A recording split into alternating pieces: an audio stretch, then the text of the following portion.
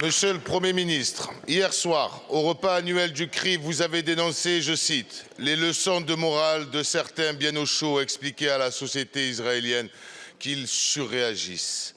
Massacrer 40 000 êtres humains, en majorité des femmes et des enfants, c'est donc dans votre bouche une simple surréaction.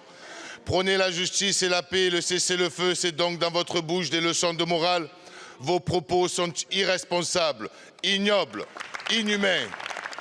Au même temps, Netanyahou, le criminel de guerre contre la vie des familles d'otages, du Conseil de sécurité des Nations Unies, de la Cour internationale de justice et des peuples du monde entier, balayé d'un revers de la main une proposition de trêve et annoncer une attaque terrestre à Rafah.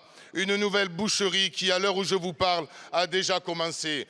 Rafah, dernière étape du déplacement forcé, du nettoyage ethnique du peuple gazaoui, déshumanisé, massacré, génocidé. Rafah, ultime refuge d'1,2 million d'êtres humains innocents, parmi lesquels 600 enfants qui font face en ce moment même à l'abîme, à la mort, sous l'inaction complice, coupable de toutes celles et ceux qui n'auront plus jamais l'âme tranquille. On ne fait pas la guerre pour se débarrasser de la guerre, Monsieur le Premier ministre.